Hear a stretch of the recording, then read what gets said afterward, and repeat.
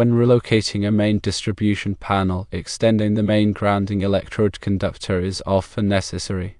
The question arises, can this grounding electrode conductor be run in the same conduit as a sub-panel feeder? According to the National Electrical Code, the main grounding electrode conductor is permitted to be run in the same conduit as a sub-panel feeder, providing that the conduit is adequately sized to accommodate both conductors.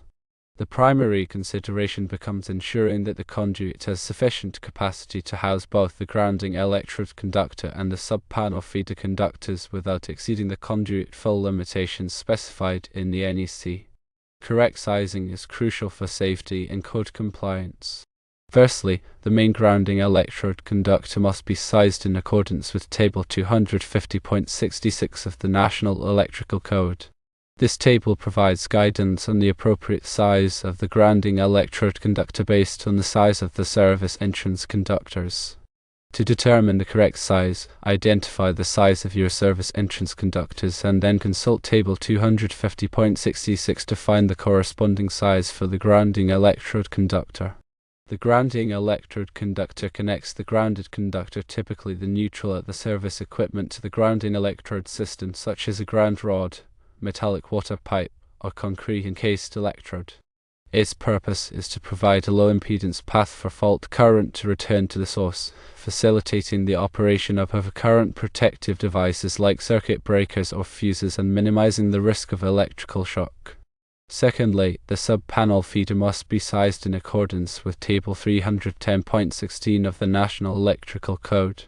This table provides ampacity ratings for conductors based on their size, insulation type, and temperature rating, as well as the ambient temperature and the number of current-carrying conductors in the raceway or cable. To determine the appropriate size for the sub-panel feeder conductors, calculate the load that the sub-panel will serve. This involves adding up the anticipated amperage draw of all the devices and appliances that will be connected to the sub-panel. Once you have determined the total load, consult Table 310.16 to find the conductor size that corresponds to that amperage rating. Remember to account for voltage drop, which can affect the performance of electrical equipment, particularly over long distances. Larger conductors reduce voltage drop. When running multiple conductors in a single conduit, it's essential to consider ampacity derating factors. The NEC requires that the ampacity of conductors be derated when there are more than 3 current-carrying conductors in a raceway or cable. This is because the heat generated by the conductors can raise the temperature inside the conduit, potentially damaging the insulation and reducing the conductor's ability to carry current safely. The derating factors are specified in Table 310.15 of the NEC. To apply these derating factors, first determine the number of current-carrying conductors in the conduit. Then find the corresponding derating factor in the table. Multiply the ampacity of the conductors by the derating factor to determine the adjusted ampacity. Ensure that the adjusted ampacity is still sufficient to carry the load. In addition to conductor sizing and ampacity derating, it's also important to consider the conduit fill limitations specified in the NEC. The NEC restricts the percentage of space that can be occupied by conductors in a conduit. These limitations are specified in Chapter 9, Table 1 of the NEC. To determine the conduit fill, calculate the cross-sectional area of all the conductors in the conduit, including the grounding electrode conductor and the sub-panel feeder conductors. Then divide the total cross-sectional area of the conductors by the internal area of the conduit. The resulting percentage must be less than or equal to the allowable conduit fill percentage specified in the NEC. Selecting the correct type of conduit is also crucial. Common types of conduit include electrical metallic tubing, also known as ENT, rigid metal conduit, also known as RMC, and electrical non-metallic tubing, also known as ENT. EMT is a lightweight, thin-walled conduit that is suitable for use in dry locations. RMC is a heavy-walled conduit that is suitable for use in wet or corrosive locations, or where greater mechanical protection is required. ENT is a flexible, non-metallic conduit that is suitable for use in concealed locations. The choice of conduit type will depend on the specific application and the environmental conditions. Proper grounding and bonding are essential for electrical safety. Grounding provides a low impedance path for fault current to return to the source, while bonding ensures that all metal parts of the electrical system are at the same potential. The grounding electrode conductor connects the grounded conductor to the grounding electrode system, while bonding jumpers connect metal enclosures, raceways, and equipment to the grounding system. All grounding and bonding connections must be made in accordance with the requirements of the NEC. Overcurrent protection is another critical aspect of electrical safety. Overcurrent protective devices, such as circuit breakers and fuses, are designed to protect conductors and equipment from overloads and short circuits. The size of the overcurrent protective device must be matched to the ampacity of the conductors that it protects. If the overcurrent protective device is too large, it will not provide adequate protection and the conductors could overheat and cause a fire. If the overcurrent protective device is too small, it will trip unnecessarily, causing nuisance outages. All electrical work must be performed in accordance with the requirements of the NEC and any applicable local codes.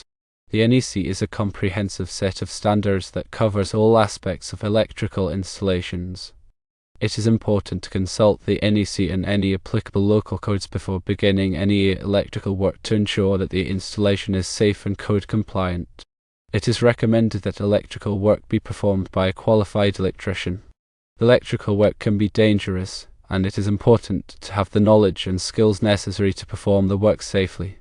A qualified electrician will be familiar with the NEC and any applicable local codes, and will have the experience necessary to perform the work correctly.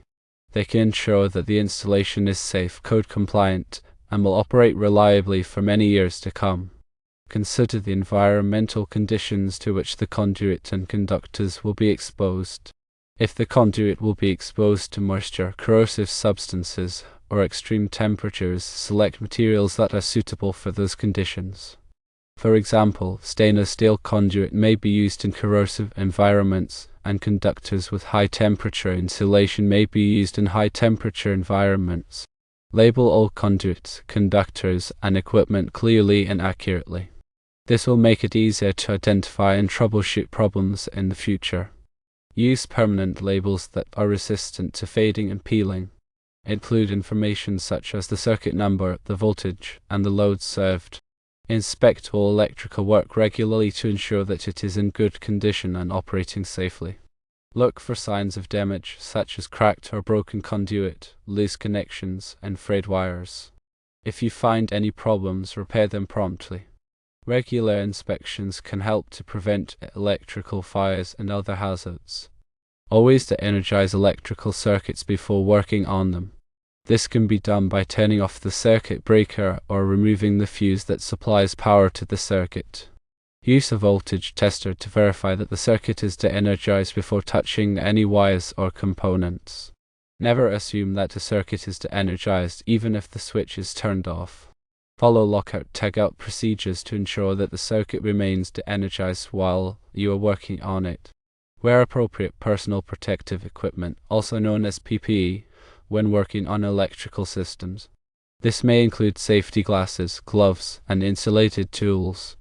Safety glasses will protect your eyes from flying debris, gloves will protect your hands from electrical shock, and insulated tools will prevent you from accidentally short-circuiting a circuit.